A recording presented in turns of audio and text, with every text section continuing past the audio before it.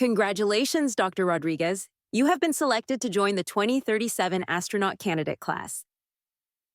Tears welled up in my eyes as I read the words, the culmination of a lifetime of dreams, of hard work, of unwavering dedication. I had done it. I was going to be an astronaut. And for some reason, my mind started to recall that fateful conversation. My mother sighed dramatically, her face a mask of regret. Elena, darling, there's been a slight change of plans. We need Isabella to get into Harvard, but her grades just weren't enough. What does that have to do with anything? I retorted. My father, ever the blunt instrument, delivered the final blow. We've decided to use your college fund to give the dean a sizable donation for the school. He's guaranteed her admission if we do so. You can attend the state university. It's, more affordable. The worn-out copy of Cosmos lay open on my lap. Carl Sagan's words painting vivid pictures of distant galaxies and swirling nebulae in my mind. I was 10 years old, perched on the roof of our garage, the night sky a canvas of infinite possibilities. Even then, I knew I wanted to touch the stars. It wasn't just a childish whim. My fascination with space was all-consuming. I devoured every book on astronomy I could find, built makeshift rockets out of cardboard boxes, and spent countless nights gazing at the moon through my grandfather's old telescope. School was a breeze, especially math and science. Equations were elegant puzzles, and the periodic table, a map to the building blocks of the universe. My teachers, bless their souls, encouraged my curiosity, feeding my hunger for knowledge with extra assignments and science fair projects. But at home, my passion was often met with a dismissive shrug or a patronizing pat on the head. My parents, you see, had other priorities. They were obsessed with appearances, with social status, with keeping up with the Joneses. And their aspirations were firmly pinned on my sister, Isabella. Isabella, with her perfect hair, her dazzling smile, and her knack for charming everyone she met. Isabella, who was destined for an Ivy League education, a trophy husband, and a life of affluent ease. Elena, darling, my mother would coo, her voice dripping with saccharine sweetness. Why don't you try a little harder with your hair? You know, Isabella always looks so presentable. Or, Elena, sweetheart, perhaps you could spend less time with those dusty old books and more time socializing. It's important to make the right connections, you know. My father, ever the pragmatist, would chime in with his own brand of disapproval. Science? What kind of career is that for a young lady? You should focus on something more practical, like business or law. Their words were like pinpricks, deflating my enthusiasm, dimming my spark. But I clung to my dream, nurturing it in secret, feeding it with stolen moments under the covers with a flashlight and a well-worn science magazine. Then came the day that shattered my fragile world. I was 16, eagerly awaiting college acceptance letters, my heart set on Caltech, a place where my passion for space could truly soar. But the letter that arrived was not the thick envelope I'd longed for. It was a thin, impersonal slip of paper, informing me that my application had been waitlisted. Confused and heartbroken, I confronted my parents. What happened? I demanded, my voice trembling with a mixture of anger and fear. Why was I waitlisted? My mother sighed dramatically, her face a mask of regret. Elena, darling, there's been a slight change of plans. We need Isabella to get into Harvard, but her grades just weren't enough. What does that have to do with anything? I retorted. My father, ever the blunt instrument, delivered the final blow. We've decided to use your college fund to give the dean a sizable donation for the school. He's guaranteed her admission if we do so. You can attend the state university. It's more affordable. The words hung in the air, heavy with betrayal and injustice. My dream, my future, sacrificed for my sister's Ivy League ambitions. A wave of anger washed over me, hot and consuming. But beneath the anger, a spark ignited.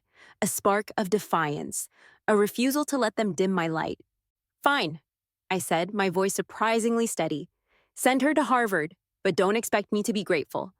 I'll make it on my own, and I'll make it without you. State College, even the name sounded dull. A stark contrast to the hallowed halls of Harvard, where my sister now resided.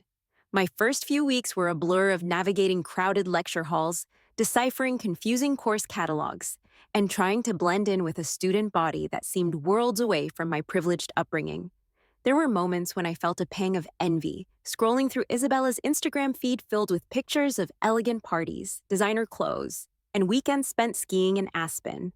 Oh, Elena, you wouldn't believe the people I met at this gala last night, Isabella gushed during one of our weekly phone calls. This absolutely darling venture capitalist. He's practically promised me an internship at his firm next summer. That's nice, I mumbled, trying to hide the bitterness in my voice. My social life consisted of late nights in the library, fueled by cheap coffee and the occasional vending machine snack. But I refused to let myself wallow in self-pity. I had a point to prove, a fire in my belly that burned brighter with every condescending remark from my parents, every casual boast from my sister. I threw myself into my studies with a vengeance, determined to wring every ounce of knowledge from every lecture, every textbook, every lab experiment. Professor Davis, I was wondering if there are any research opportunities available for undergraduates. I asked after class one day, my voice trembling slightly. He looked surprised, then intrigued. You're Elena, right? The one with the top score in the midterm? I nodded, trying to maintain a calm facade despite the butterflies in my stomach. Well, Elena, he said, a smile spreading across his face, you've got ambition. I'll give you that. As it happens, I'm starting a new project on stellar evolution. If you're interested in putting in some long hours, you're welcome to join my team. Long hours were an understatement. I practically lived in the lab, juggling my research with a full course load and 2 part-time jobs, tutoring high school students and waiting tables at a noisy diner. Sleep was a luxury I could barely afford, but the thrill of discovery, the camaraderie with my fellow research assistants, and the growing sense of accomplishment fueled my drive. Elena, you're a machine. Arc, a fellow physics student, exclaimed one night as we huddled over a complex equation. How do you do it all? I want this, I replied, my voice firm. I want it more than anything. And I did. I wanted to prove my parents wrong. I wanted to show them that their narrow definition of success wouldn't hold me back. I wanted to make my own mark on the world, to reach for the stars, even if it meant taking the road less traveled. And with every late night in the lab, every challenging equation solved, every tuition payment scraped together, I felt myself getting closer to my dream, closer to myself. My hunger for knowledge wasn't confined to the classroom. I knew that research experience was crucial, the lifeblood of any aspiring scientist. So I hustled. I emailed professors, knocked on lab doors, and volunteered for any task, no matter how mundane. Professor Chen, I'm really interested in your work on exoplanets, I said, my voice barely above a whisper, as I stood outside his office. I'd be happy to help with anything, even data entry or cleaning lab equipment. He looked at me, a flicker of amusement in his eyes. Data entry? A bright young woman like you? Shouldn't you be focusing on, say, social sciences? I bristled, but kept my voice steady. With all due respect, Professor Chen, my passion lies in astrophysics. I'm willing to prove myself. He chuckled, but to my surprise, he agreed. All right. Persistence is a valuable trait in science. Come back tomorrow, and we'll see what you can do. The initial tasks were indeed tedious, organizing files, labeling samples, cleaning glassware. But I treated each task with meticulous care, observing the lab dynamics, absorbing the research process like a sponge. And slowly, I started to earn their trust. Elena, could you run this analysis for me? A graduate student, David, asked one day, handing me a stack of data sheets. I'm swamped with my own research. I took the sheets, my heart pounding with excitement. Of course, David. I'll have it done by tomorrow. I worked late into the night and, poring over the data, applying the statistical methods I'd learned in class. The next morning, I presented my findings to David, highlighting some anomalies I'd noticed. Wow, Elena, this is impressive, he said, his eyes widening. You've actually found something interesting. Professor Chen, you need to see this. Professor Chen scrutinized my analysis, his initial skepticism melting away. Well done, Elena, he said, a genuine smile gracing his lips. You have a keen eye. Perhaps you could assist me with the next phase of the research? It wasn't always smooth sailing. Some professors still clung to outdated stereotypes, their comments thinly veiled insults. Elena, are you sure you can handle this complex equipment? It's quite delicate, one professor remarked, his tone condescending. I assure you, Professor, I'm more than capable, I retorted, my voice firm. And then I proceeded to demonstrate my proficiency, my fingers flying across the control panel with practiced ease. With every challenge, every obstacle, my voice grew stronger, my confidence solidified. I wasn't just proving them wrong, I was proving myself right. I was Elena, the scientist, the researcher, the woman who refused to be defined by their limitations, and the fire within me, fueled by their doubts and fueled by my own unwavering ambition, burned brighter than ever. My ambition was a relentless beast, always hungry, always pushing me forward. State college wasn't enough anymore. I craved a bigger stage, a chance to immerse myself in the world of space exploration. I spent hours scouring the internet for opportunities. Internships, research programs, conferences, anything that could get me closer to my dream. Elena, you're going to burn yourself out, Mark warned, his voice laced with concern. You need to take a break. I can't afford to take a break, I retorted, my eyes glued to the NASA website. This is my chance. I applied for every internship I was remotely qualified for, tailoring each application with meticulous care, highlighting my research experience, my academic achievements, and my unwavering passion for space. Rejection letters piled up, each one a sting, a reminder of the fierce competition I faced. But I refused to be discouraged. I attended conferences, presenting my research with newfound confidence, networking with scientists and engineers, absorbing their knowledge, their stories, their advice. You've got a real fire in you, kid, a grizzled veteran engineer, Mr. Johnson, said after my presentation on exoplanet habitability. Don't let it go out. I won't, Mr. Johnson, I replied, my voice firm. I promise. And then, the breakthrough, an email from NASA. Not a rejection, but an invitation. An invitation to an interview for a summer internship at the Jet Propulsion Laboratory. I reread the email a dozen times, my heart pounding with a mixture of disbelief and elation. The interview was a whirlwind. Technical questions, behavioral assessments, and a panel of intimidatingly brilliant scientists grilling me on my research. I answered each question with honesty and passion, my voice trembling slightly but my resolve unwavering. And then, the agonizing wait. Weeks later, the acceptance letter arrived. Tears welled up in my eyes as I read the words, the culmination of years of hard work, sacrifice, and unwavering determination. I was going to NASA. My first day at JPL was like stepping into a science fiction movie. The sprawling campus, the state-of-the-art labs, the engineers huddled over complex diagrams, the scientists debating theories with passionate intensity. I was assigned to a team working on the Mars rover project, my childhood fascination with the red planet now a tangible reality. Welcome aboard, Elena, my supervisor, Dr. Lewis said with a warm smile. We've heard great things about you. Ready to get your hands dirty? More than ready, Dr. Lewis, I replied, my voice filled with excitement. The next few months were a whirlwind of learning, exploring, and pushing my boundaries. I analyzed data from the rover, assisted with simulations, and even contributed to the design of a new instrument for future missions. The camaraderie among the team was infectious, a shared passion for discovery that transcended any differences in background or expertise. Elena, your insights on the Martian soil composition were spot on, a senior scientist, Dr. Chen, remarked one day. You've got a bright future ahead of you. I beamed, my heart swelling with pride. This was where I belonged. This was my world, and I was just getting started. My internship at JPL was a whirlwind of learning and discovery, but it was a chance encounter that truly changed the trajectory of my life. It happened during a late-night work session, the lab humming with the quiet energy of focused minds. I was immersed in analyzing data from the Mars rover, trying to identify patterns in the soil composition when a voice startled me. You seem to have a knack for spotting the anomalies, Elena. I looked up to see a woman with kind eyes and a warm smile, standing beside me. Dr. Ramirez, I stammered, recognizing the renowned planetary scientist whose work I'd admired for years. I'm just trying to make sense of this data? And you're doing a fine job, she said, her eyes twinkling.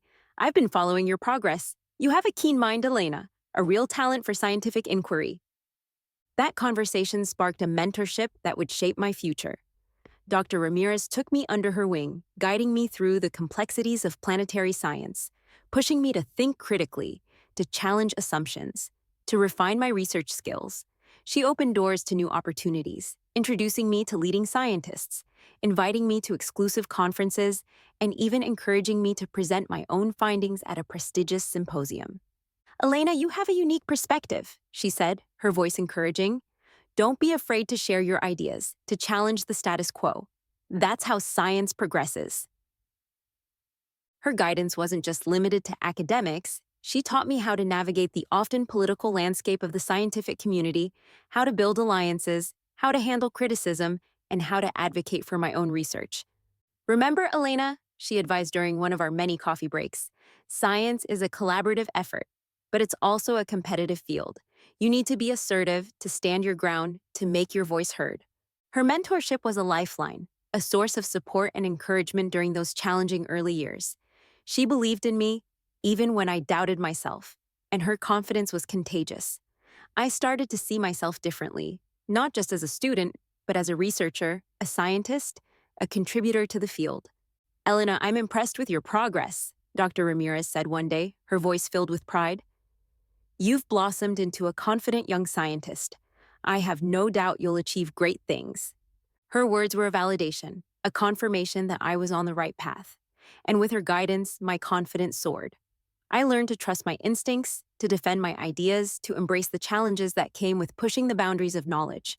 I was no longer just a student, but a scientist in the making, a woman determined to leave her mark on the world of space exploration. The internship at JPL solidified my resolve. A PhD in astrophysics was the next logical step, the key to unlocking the doors to a career in space exploration. I applied to top programs, my application bolstered by glowing recommendations from Dr. Ramirez and other JPL scientists. Acceptance letters arrived, each one a victory, a testament to my hard work and dedication. I chose Caltech, my childhood dream school, the place where I knew I could push my boundaries and contribute to the forefront of scientific discovery. Graduate school was a different beast altogether. The coursework was intense, the research demanding, the pressure relentless. I juggled classes, lab work, teaching assistant duties, and the occasional conference presentation. My days a blur of equations, data analysis, and caffeine-fueled all-nighters. Elena, you need to pace yourself, Dr. Ramirez cautioned, her voice laced with concern. You can't burn the candle at both ends. I know, Dr. Ramirez, I replied, my voice weary but determined. But I have so much to learn, so much to accomplish. My research focused on the potential for life on Mars, analyzing data from past missions, developing new models, and even designing experiments for future rovers. It was exhilarating, frustrating, and all-consuming. There were days when I felt like I was on the cusp of a breakthrough, my mind buzzing with ideas, my fingers flying across the keyboard. And then there were days when I hit a wall, my research stalled, my motivation waning. Elena, what's wrong? Sarah asked one evening, noticing the dark circles under my eyes and the slump in my shoulders. I'm just stuck, I confessed, my voice heavy with frustration. My research isn't yielding any results. I feel like I'm hitting a dead end. Everyone hits roadblocks, Elena, she said, her voice soothing. It's part of the process. Take a break, clear your head, and come back to it with fresh eyes. Her words were a lifeline, a reminder that setbacks were inevitable, but not insurmountable. I took her advice, spending a weekend hiking in the mountains, reconnecting with nature, and recharging my batteries. And when I returned to the lab, I approached my research with renewed vigor, a fresh perspective, and a willingness to experiment. The breakthrough came unexpectedly during a late-night brainstorming session with my lab mates. We were bouncing ideas off each other, challenging assumptions, and exploring new angles, when suddenly a spark ignited. What if we... I started, my voice hesitant at first, then gaining momentum as the pieces fell into place. What if we analyze the data from this perspective? It might reveal something we've been missing. My lab mates exchanged excited glances, their eyes widening with possibility. We spent the next few hours testing my hypothesis, running simulations, and analyzing the results. And as the data unfolded, a clear pattern emerged, a discovery that could revolutionize our understanding of Mars' potential for harboring life. It was a moment of triumph, a validation of my perseverance, my resilience, my unwavering belief in my dream. I had faced challenges, battled self-doubt, and overcome obstacles. But through it all, I had never given up. And now, standing on the precipice of a major scientific breakthrough, I knew that the journey, with all its twists and turns, had been worth it. The defense was a blur. Sharp questions from the committee, the clicking of PowerPoint slides, the weight of years of research condensed into a single presentation. But I held my own, defending my thesis with passion and precision, my voice unwavering. When the verdict came, pass with distinction, a wave of relief washed over me, followed by a surge of exhilaration. I'd done it. Dr. Elena Rodriguez, astrophysicist. It had a nice ring to it. My research on Mars' potential for sustaining life didn't stay confined to the hallowed halls of academia. Word spread first through whispers in the department, then through citations in other researchers' papers, and finally through an article in a prestigious scientific journal. Suddenly, my inbox was flooded with interview requests, science magazines, online publications, even a national television news program. Dr. Rodriguez, your research suggests that Mars could have supported life in the past, and perhaps even today. What are the implications of this discovery? The interviewer, a seasoned journalist with a sharp gaze, leaned forward, his voice laced with intrigue. It changes everything, I replied, my voice steady. It means we're not alone. It means the possibility of life beyond Earth is no longer just a theory, but a tangible reality. And it opens up a whole new frontier for exploration, for discovery, for understanding our place in the universe. My research sparked a wave of excitement in the scientific community and beyond. Invitations to conferences poured in, international symposiums, NASA workshops, even a private presentation for a group of Silicon Valley investors interested in funding future Mars missions. I traveled the globe, sharing my findings, debating with leading experts, and inspiring a new generation of scientists. But it wasn't all smooth sailing. The world of academia, especially in the male-dominated field of astrophysics, was still rife with subtle biases and outdated stereotypes. Dr. Rodriguez, are you sure you can handle the technical aspects of this project? A senior scientist, his face etched with skepticism, asked during a conference. It's quite demanding, you know.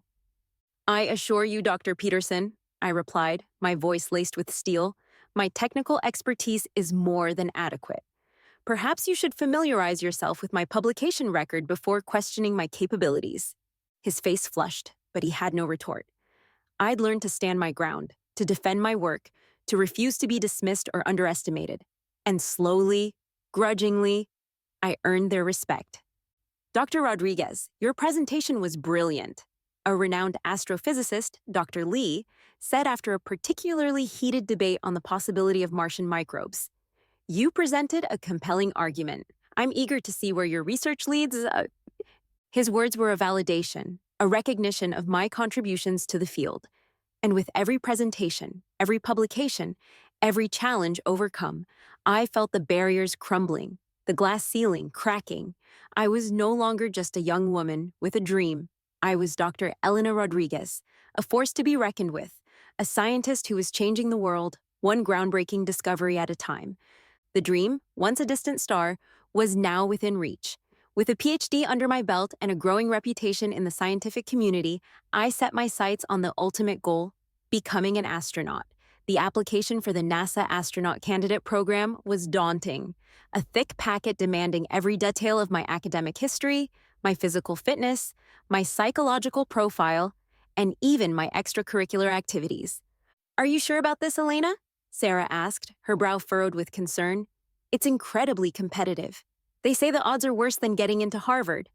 I smirked. Well, that shouldn't be a problem then, should it?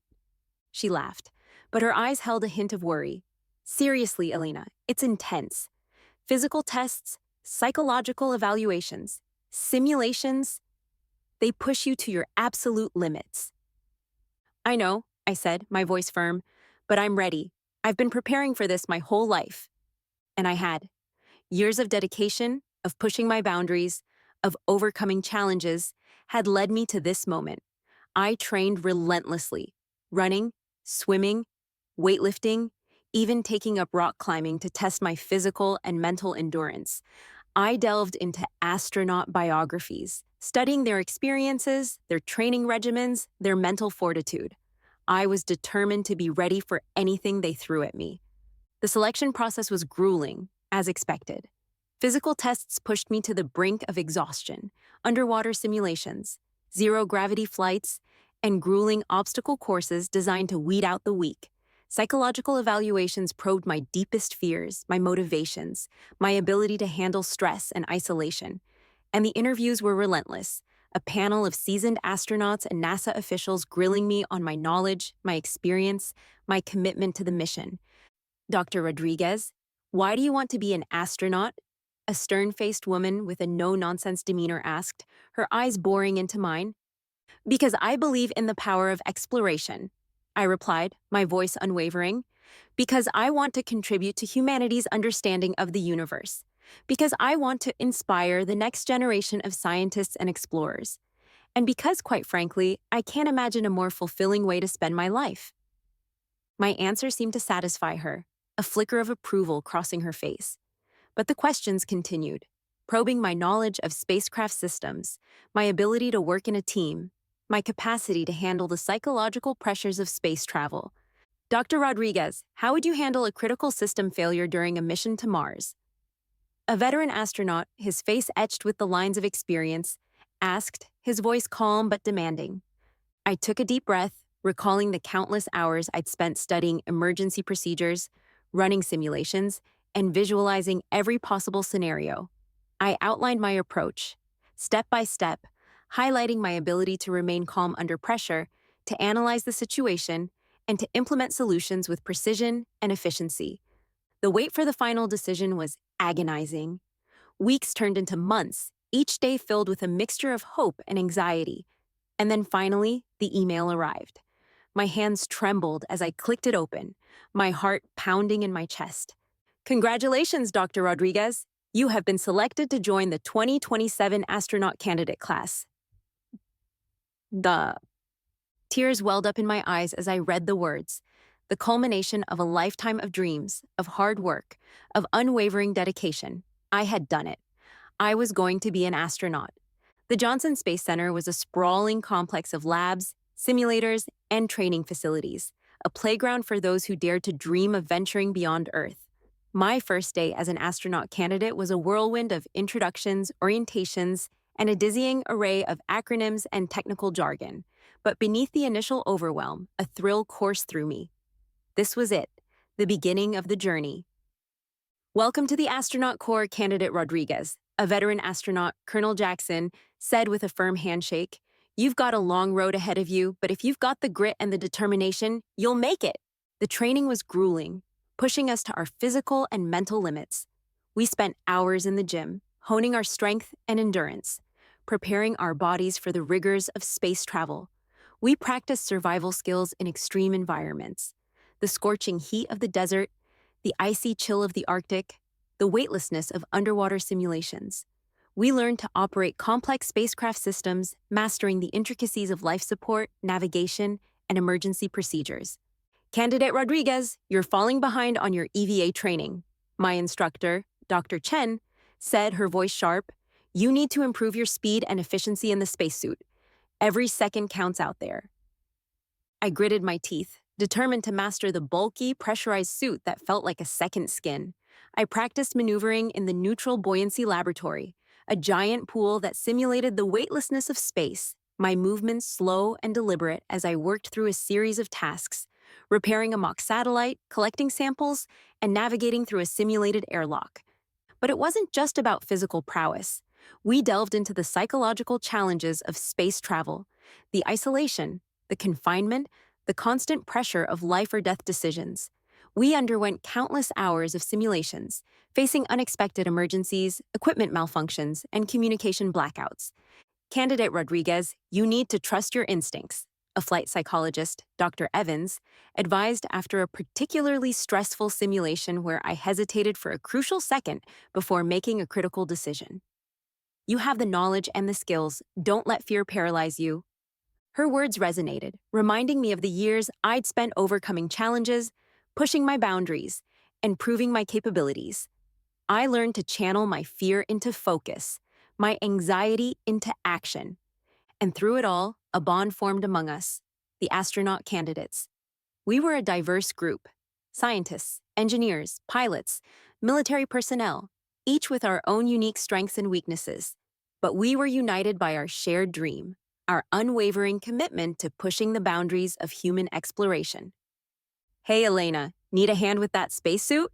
Mike, a former Air Force pilot with a mischievous grin, asked, seeing me struggle with a particularly stubborn zipper. Thanks, Mike, I said, grateful for the camaraderie. I owe you one. We studied together, trained together, celebrated our successes, and supported each other through our failures. We became a family, bound by the extraordinary challenges we faced and the extraordinary dream we shared. And as the training progressed, my fears and anxieties gradually subsided, replaced by a growing sense of confidence and readiness. I was no longer just Elena, the girl who dreamed of touching the stars. I was Elena, the astronaut, prepared to face the unknown, to explore the vastness of space, and to contribute to humanity's quest for knowledge and understanding. The roar of the engines reverberated through my entire body, a physical manifestation of the power that was propelling us skyward. Strapped into my seat in the Orion spacecraft, I could feel my heart pounding in sync with the vibrations, a mixture of excitement, anticipation, and a healthy dose of fear. This was it, the culmination of years of training, of dreaming, of pushing myself to the very limits of human endurance. We were going to Mars. Ares 6, your go for launch. The voice crackled through the comms, a calm amidst the controlled chaos of the Mission Control Center. Roger that, Houston. Our commander, Captain Mitchell, a veteran astronaut with nerves of steel, replied, Ares 6 is ready to fly. And then, the liftoff. The force pressed me back into my seat, my vision blurring momentarily as we accelerated through the atmosphere, leaving Earth behind. A cheer erupted from Mission Control, a wave of jubilation that echoed through the comms, reaching us even in the confines of our spacecraft. We have liftoff. Ares 6 is on its way to Mars. The initial euphoria gradually gave way to the realities of space travel. Microgravity was a disorienting experience, my body floating freely, my stomach churning in protest. Simple tasks like eating, sleeping, and even going to the bathroom became complex maneuvers, requiring new techniques and a healthy dose of patience. Elena, you look a little green around the gills, Alexei, our Russian cosmonaut and resident comedian, remarked, his eyes twinkling with amusement. First time in space? I managed a weak smile. Just getting my space legs, Alexei. It's a bit different than the simulations. Don't worry, you'll get used to it, he said, offering me a tube of space food borscht. Just try not to puke in your helmet. The days melted into weeks, the monotony punctuated by scheduled tasks, systems checks, scientific experiments, communication with Earth, and the occasional exercise session to combat muscle atrophy. But the psychological impact of isolation was a constant presence, a subtle weight that settled on our shoulders. Hey, Elena, want to join me for a movie night? Maya, our mission specialist and a brilliant astrobiologist, asked one evening, her voice a welcome interruption to the silence of the spacecraft. Sure, I said, grateful for the company. What are we watching? Alien, she replied with a mischievous grin. Figured it was appropriate for the occasion. We huddled together in the cramped common area, the flickering light of the screen casting eerie shadows on our faces. We laughed, we gasped, we shared stories of our own fears and anxieties, and for a few precious hours, the vastness of space felt a little less lonely.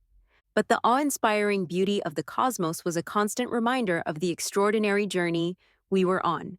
Gazing out the window at the swirling galaxies, the distant stars, the Earth shrinking behind us, filled me with a sense of wonder and humility. It's breathtaking, I whispered one night, watching a meteor shower streak across the inky blackness. It is, isn't it? Captain Mitchell replied, his voice hushed with awe. Makes you realize how small we are, how much we still have to learn. And then, after months of travel, the red planet loomed large in our viewfinder. Mars, the destination of dreams, the culmination of a lifetime of ambition. The landing was tense, the atmosphere crackling with anticipation and apprehension. We followed the automated descent sequence, our hearts pounding in our chests as the spacecraft navigated through the thin Martian atmosphere, the retro rockets firing, the ground rushing closer. Touchdown confirmed. Ares 6 has landed on Mars. The cheers from Mission Control erupted through the comms, a wave of relief and jubilation washing over us. We had made it. We were on Mars. I unbuckled my harness, my legs shaky after months in microgravity. I floated towards the hatch, my heart pounding with anticipation. And then, I stepped onto the surface. The red dust crunched beneath my boots, a sound that echoed through my helmet, a sound that would forever be etched in my memory. I looked around, taking in the desolate beauty of the Martian landscape, the rust-colored plains, the towering volcanoes, the canyons carved by ancient rivers. We're here, I whispered, my voice filled with awe. We're actually here.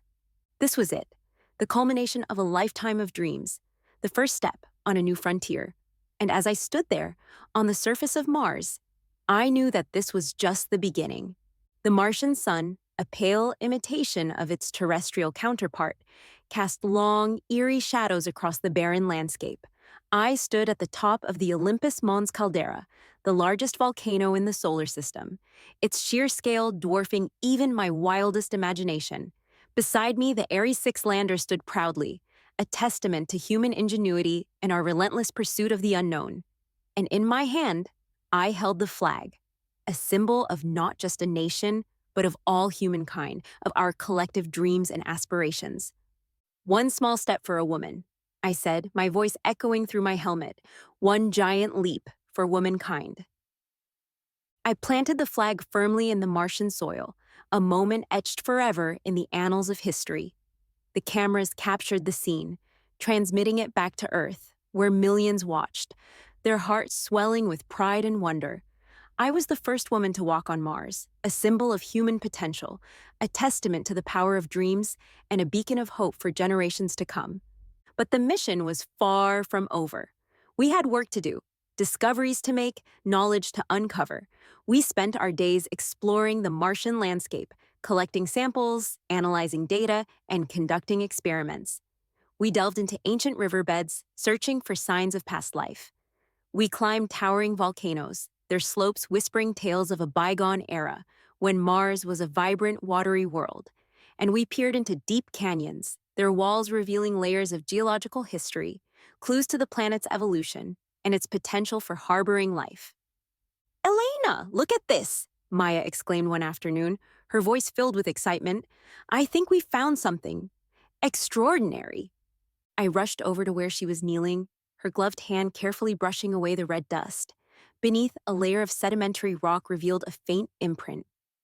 A fossilized leaf, delicate and intricate, a relic of a long-lost Martian forest. It's proof," I whispered, my voice trembling with awe. "Proof that life existed here." We collected the fossil, our hearts pounding with the thrill of discovery. It was a groundbreaking find, a confirmation of our hopes, and a testament to the resilience of life itself. We continued our research, uncovering more evidence fossilized microbes, traces of organic molecules, even hints of subsurface water ice that could potentially support microbial life today. Our time on Mars was fleeting, a precious window to explore, to learn, to push the boundaries of human understanding. And then, it was time to return home. The ascent was a mirror image of the landing, the tension palpable as we fired the engines, leaving behind the red planet that had captured our hearts and minds. "Farewell, Mars," I whispered, gazing out the window as the planet receded into the distance. "Until we meet again." The return journey was a time for reflection, for processing the profound experiences we'd shared, the discoveries we'd made, the challenges we'd overcome, and as we approached Earth, a wave of anticipation washed over us, a longing for the familiar embrace of gravity, the warmth of the sun, the comfort of human connection. The landing was a triumphant homecoming. We emerged from the spacecraft, blinking in the sunlight, our bodies weary but our spirits soaring. We were greeted by a cheering crowd, their faces a sea of joy and admiration. We were heroes, explorers, pioneers who had ventured into the unknown and returned with knowledge that would change the course of history. Dr. Rodriguez, your mission to Mars has inspired millions around the world, a journalist said, thrusting a microphone in my face. What message do you have for those who dream of following in your footsteps? I smiled, my heart filled with gratitude and a sense of purpose. Never give up on your dreams, I said, my voice clear and strong. No matter how impossible they may seem, no matter the obstacles you face, never stop reaching for the stars, because the human spirit is capable of achieving extraordinary things, and the universe is waiting to be explored. The press conference was a whirlwind. Blinding lights, a sea of microphones, and a barrage of questions fired at me from every direction. I answered them all with practiced ease, my voice steady, my smile genuine. I spoke of the Martian landscape, the thrill of discovery, the importance of continued exploration. But through it all, a part of me felt strangely detached, as if I were watching myself from a distance. Later, as I navigated the throng of well-wishers and reporters, a familiar voice cut through the noise. Elena? Elena, is that really you? I turned to see my parents, their faces a mixture of awe and something else? Shame? Regret? It was hard to tell. Mother?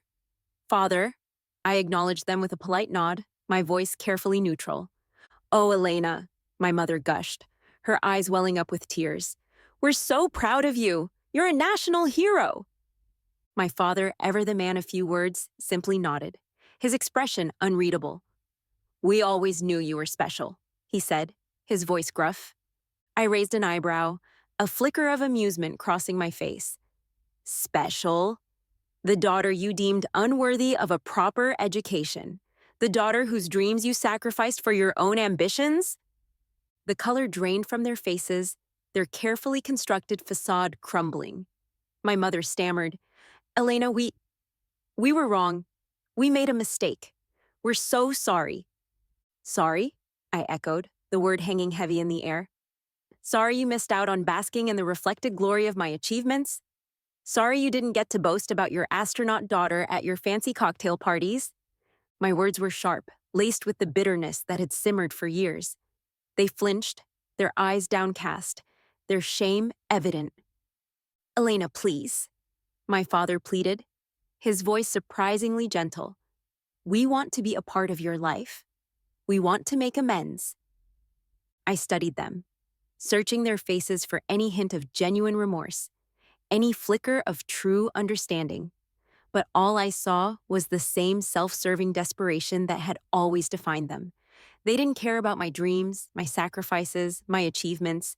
They cared about what I could do for them, how I could elevate their own status, how I could fill the void left by their own hollow pursuits. I appreciate the sentiment, I said, my voice calm but firm. But I've built my own life, my own family.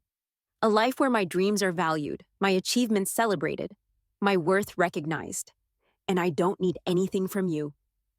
Their faces fell, their last hope extinguished. They had gambled and lost, their short-sightedness costing them the one thing they now craved, a connection to something meaningful, something extraordinary. I turned and walked away, leaving them standing there, their figures small and insignificant against the backdrop of the cheering crowd. I didn't look back. There was no need. I had moved on, leaving behind the baggage of the past, the weight of their expectations, the burden of their regrets. I was free, and I was finally truly my own.